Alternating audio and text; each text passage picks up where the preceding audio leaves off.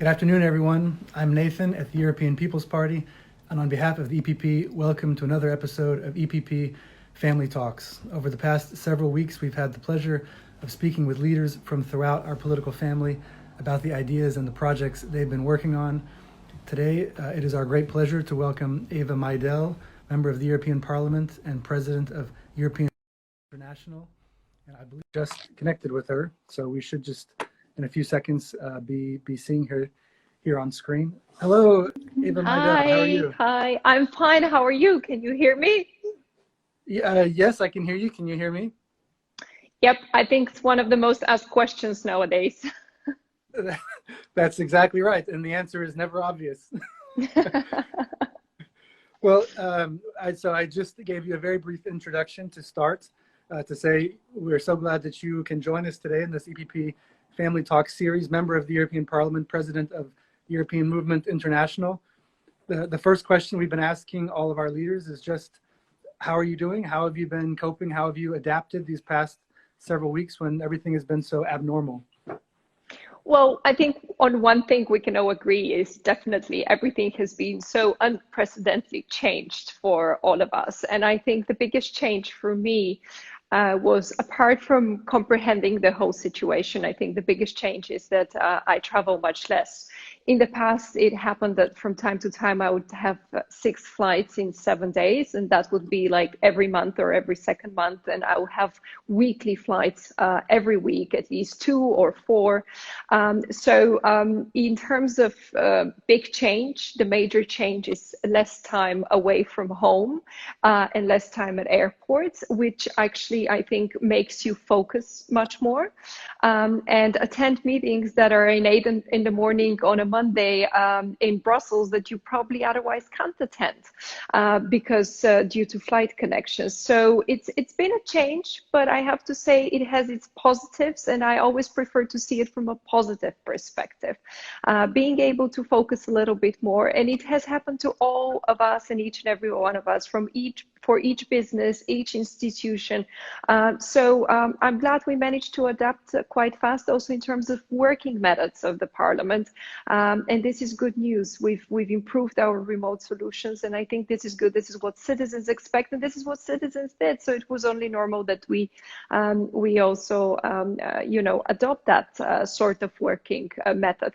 On a personal note, I also have to say that it's quite rewarding to see your family way more than you have seen them before. Having a 3-year-old at home definitely gives him way more security, way more stability to see his parents on a daily basis. So this is also good. It's rewarding as a parent, I have to say.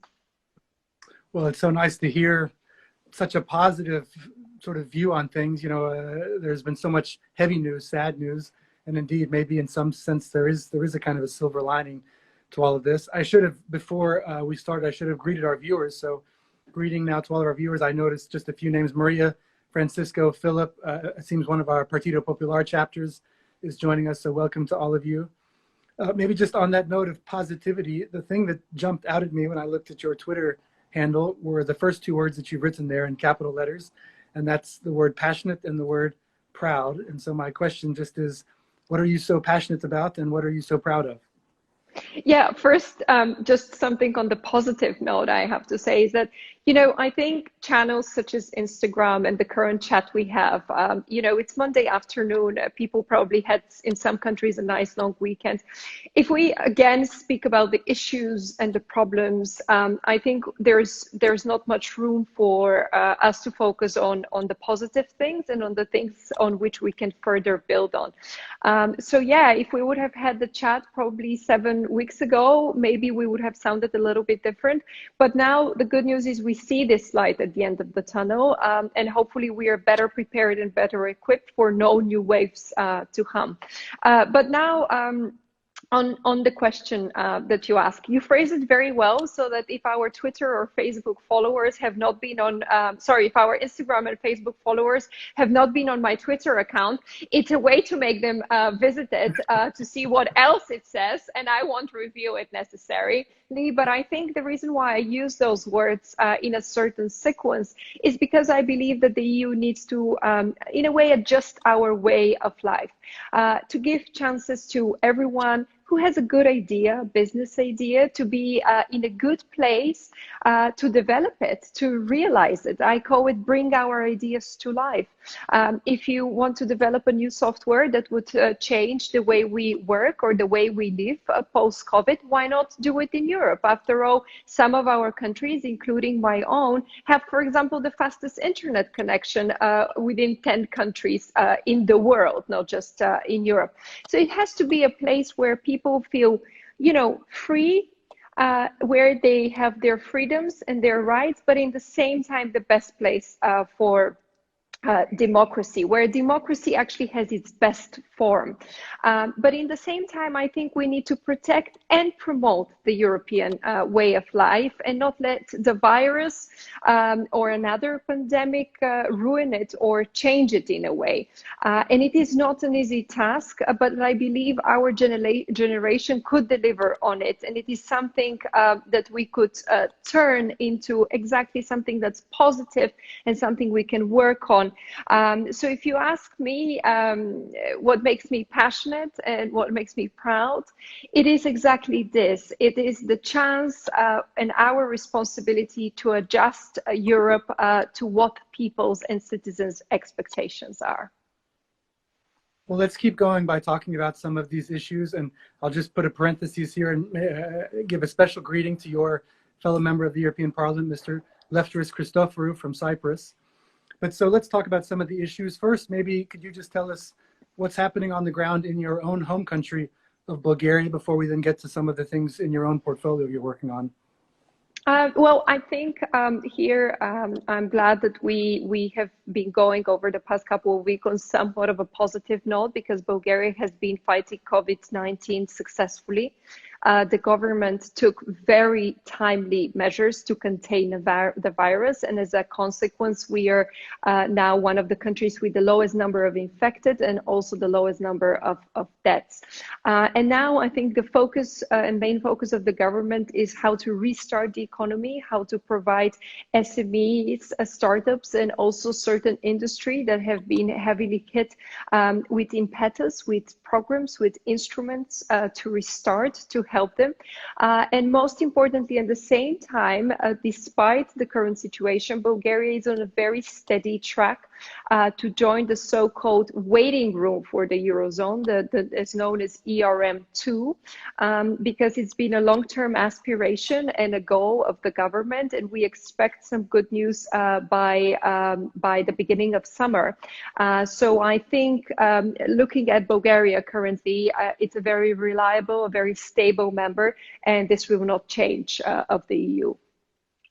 Of course, I probably should have said in framing the question, the Prime Minister of your country is Mr. Boyko Borisov, our EPP friend from your party, our biggest party in Bulgaria, whom we usually refer to as GER, but which stands for Citizens for European Development of Bulgaria.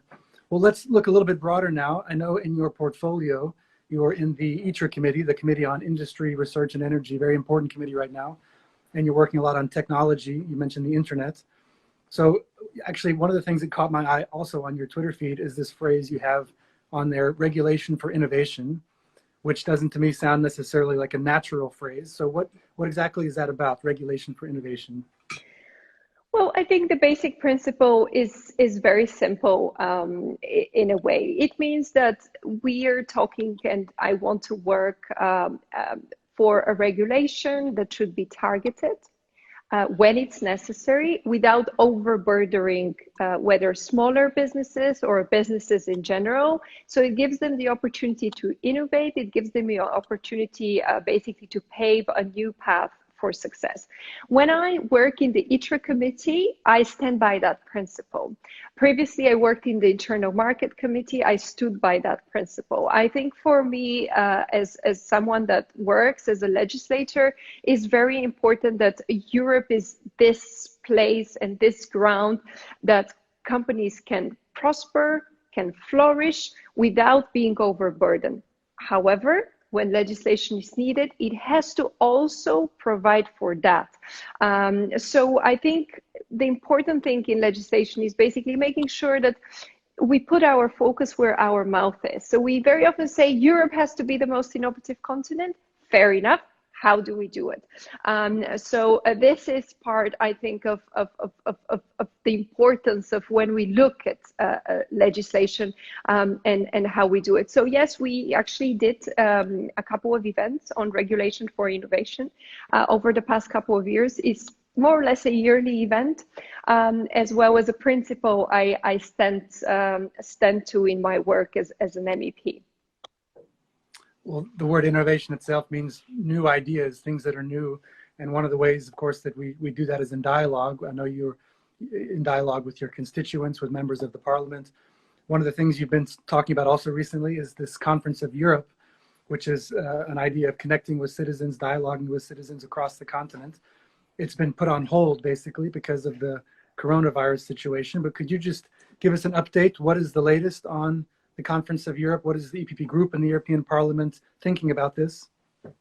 Yeah, thank you very much for this question. I think it's a very important question that needs further clarification, because it's something that the Brussels bubble talks about, and it's something that citizens know very little about. Of course, non-governmental organizations, the civil society is very active, and I thank them for that, but it has to go beyond if we want to make it a success. So to put it in one sentence, I think this will be a huge exercise in democracy. This is what those conferences are about. What we hear basically from our citizens on the last EU elections was that they want a more direct say on what the EU should do or perhaps not do. So this is why I think it's good that the European Union has decided to initiate those conferences of the future of Europe.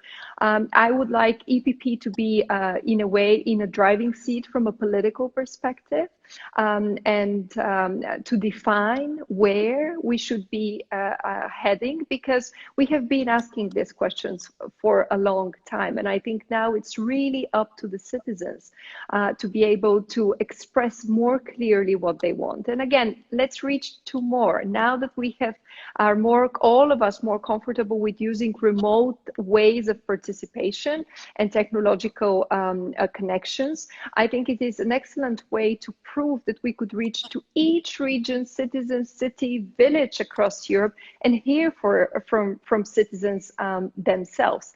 I think Europe should basically have their say, Europeans should have their say way more often than they actually do. In this way, we'll make the institutions more interesting for them, what our work more interesting for Europeans, and they will feel more engaged, and I think we will do a better job.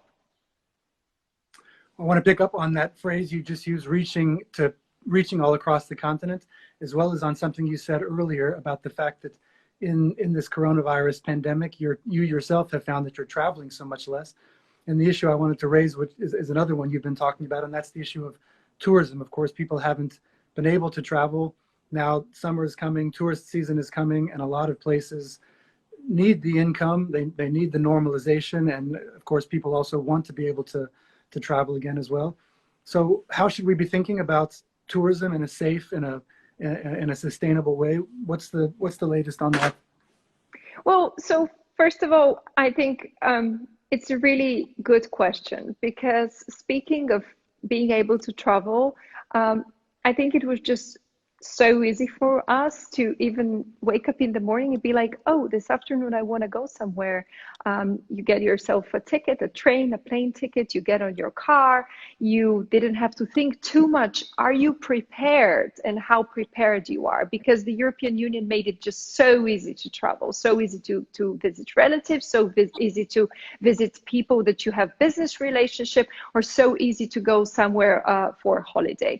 And when you have those things values that you really like, it's very difficult to give them up. And I think the European Union and member states individually have sent a very strong message that the tourism activities will be recovered and basically restored in the next couple of weeks. So if we are dreaming or thinking of, next place to visit, it's a valid way of thinking because it will be possible very soon, of course, with certain precautionary measures, of course, with certain protocol measures, and so on and so forth. And the most important thing, and this is what EPP stands for, is we want those measures to be the same wherever we travel so that we feel protected, we feel safe, but it's also easier for consumers and Europeans to understand how prepared they need to be basically wherever they go. So I think it will be possible to visit our favorite summer spots in the next couple of weeks, predominantly July and August, but probably also before that a little bit. The reason why this is a little bit delayed, because some are already saying, well, we already want to go to our favorite summer spot, is because we want to make sure that it's possible to do that in a safe manner. And that's a very valid reason and a very important one. But the good news is that the EU is prepared, and the EPP stands behind those very, very reasonable, basically, ways of opening the borders with safety protocols, with routes, with guidelines for all countries, which would help us restart much quicker. I think we're all aware that some countries' GDP is very much dependent on tourism, and this is also important for that restarting of the economy I was speaking earlier. But again, it just shows us how much for granted we were taking visiting friends or going on a holiday within the EU, how easy it was. Thanks so much for that perspective and for that very clear explanation, and thanks so much for the work that you're continuing to do in the EPP group in the European Parliament. I wanted to ask you a question about the other hat that you wear outside of the European Parliament. You are also president of the European Movement International. I saw on the website it's the largest pan-European network of pro-European organizations. You're in 34 countries with 38 international associations. Tell us a little bit about what this organization is really all about and what the work is there. Yeah, I mean, if our viewers were kind of listening all the things you explained about the European movement, I think one could understand that it's an organization that brings so many different types of view under one place. And the uniting thing of all of this is that we advocate in favor of European cooperation and integration based on principles that we all stand for, such as peace, democracy, liberty, solidarity, and so on. What's important is, apart from all these actors, it puts together the political parties, the four main European political parties, including, of course, the EPP, but also the Socialists, the Liberals, and the Greens. And this means that the organization also manages to rise above the ideological divisions and bring them together to work towards a more united, a more strong and ambitious Europe, which I think is a shared goal among all the parties. We also have our national councils, which organize various awareness campaigns. The unifying principle, of course, into these events and discussions is to bring forward European policies to reach regional and local levels. And this is what we basically want. We want to show in practical terms what the EU is doing, what is its net positive value for citizens, and what we have come so far, as I just explained, the way we were taking in a way for granted, traveling cross-border, the single market, open borders, because I think these are the sort of things that unite us way more than they divide us. So the organization tries to basically bring forward those European discussions on a more local and regional level, also through its national councils, apart from its work within Brussels through the international organization, which I preside. Thank you for that. I think I'd like to bring in a question from one of our viewers now. So you mentioned the net positive values of the EU. Of course, one of those things that comes right to mind is the Erasmus program, which allows university students to take a period of time, a semester or a year, and study in a different country. One of our viewers, whose name it seems I think is Brensky, has asked, do you think we will be able to have Erasmus next year? 2021. I very much hope so. I think the Commission has been putting a number of contingency plans of how to basically restart certain programs. I'll be honest, I'm not very much aware of exactly what those plans are, but they're public and they're online. But I very much hope so. But I think, and I'll give you a more, friendly, so to say, answer. But I think it depends on each and every one of us. The most important thing is to contain a virus. The second most important thing is to learn from the experience we've had. So what I mean is that if we are not to have social distancing, if we are not to wear masks when and whenever necessary, if we take it lightly, there is a high risk and a chance that a second wave could occur.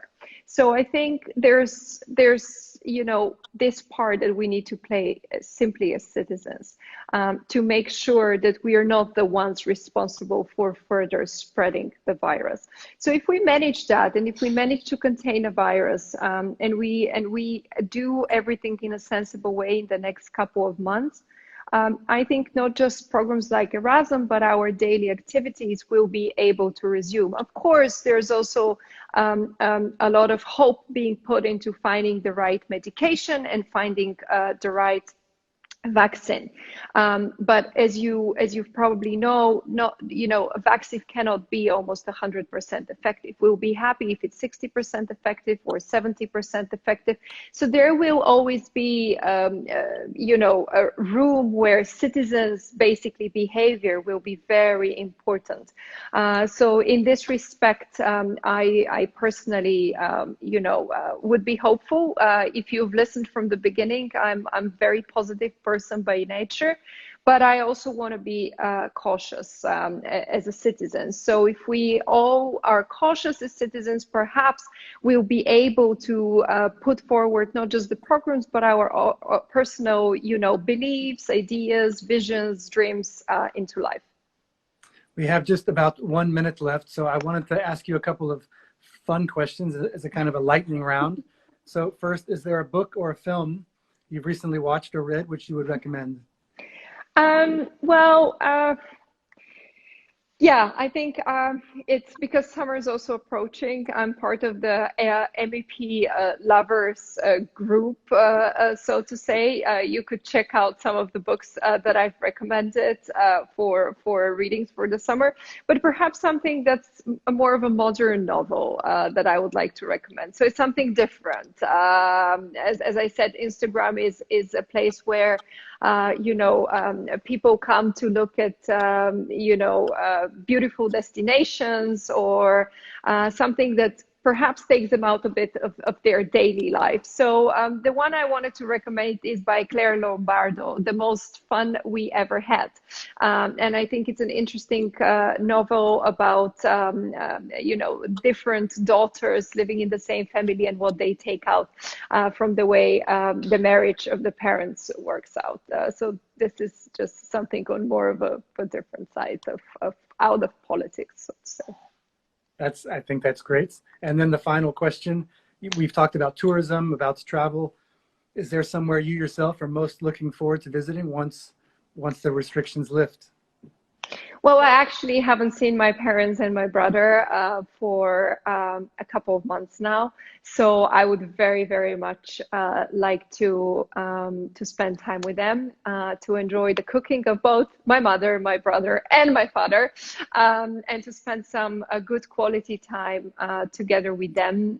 Because of all the many online talks, I do talk to them, one would say relatively often perhaps, but I don't think it's as often as I would like to. So hopefully throughout the summer, we'll be able to spend some time together.